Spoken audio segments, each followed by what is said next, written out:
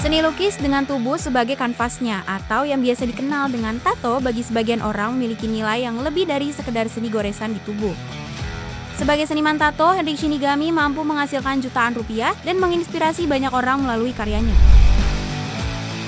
Berawal dari sebuah garis menjadi karya seni bernilai fantastis, tato yang seringkali dikaitkan dengan stigma negatif nyatanya mampu bertahan dan bertransformasi menjadi sebuah seni yang bernilai jual tinggi. Hendrik Shinigami, seorang seniman tato yang aktif dalam mempromosikan seni tato di media sosial, mampu menghasilkan jutaan rupiah lewat karya tatonya yang memukau. Jadi pas dulu waktu kita kecil gitu, pergaulan kita di daerah kan berantakan lah. Akhirnya di situ kita kenal itu namanya tato gitu. Kok bisa ya tinta itu dimasukin ke kulit kayak dengan cara begitu gitu. Kalau kita ngomongin tantangan, gimana cara membuat orang untuk menerima tato ini? Tren seni tato di Indonesia terus berkembang. Tato kini semakin diminati sebagai ekspresi diri, tradisi, hingga bisnis. Sejalan dengan itu, semakin banyak studio tato bermunculan di kota-kota besar seperti Jakarta, menandakan pertumbuhan industri ini. Sekarang gimana masyarakat memikirkan kita sebagai orang yang bertato itu kayak gimana sih? Ya kita melawan itu gitu. Di konten tato yang di YouTube itu, tiap gambar yang dibikin itu kita akan menggali arti dan makna tato itu buat orang itu apa sih gitu loh. Tidak hanya berkembang di kalangan seniman dan pelanggan, tato juga menjadi bahan kajian di ranah sosial. Seiring dengan perubahan pola pikir masyarakat, apakah seni tato kini dapat lebih diterima?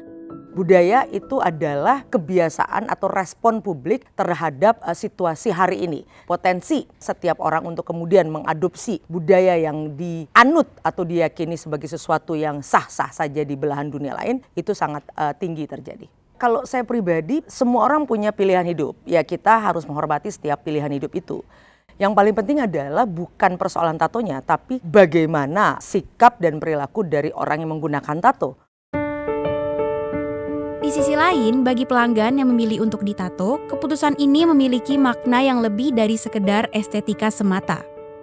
There's no specific answer untuk kenapa aku mau ditato ya. Mungkin karena aku ngelihat tato tuh as a art yang timeless. Enak aja sensasinya ketika lu ngerasain sakit tapi di saat yang bersamaan badan lu jadi bagus.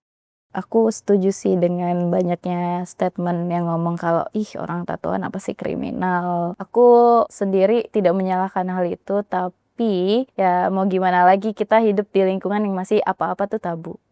Tapi itu kan balik lagi ke diri masing-masing, gimana pembawaan kalian ya. Nggak ada yang tahu kalau kalian tato full badan tapi you do nothing wrong, kayak kalian gak ngelakuin kesalahan atau kriminal apapun gitu. Don't judge book by its cover.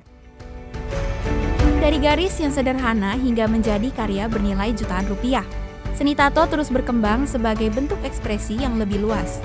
Dengan dedikasi dan kreativitas, para seniman tato membuktikan bahwa goresan tinta di tubuh bukan sekedar gambar, tetapi juga sebuah kisah yang hidup di setiap individu yang memilikinya. Febiana Cecilia, Ruang Sinema, Jakarta.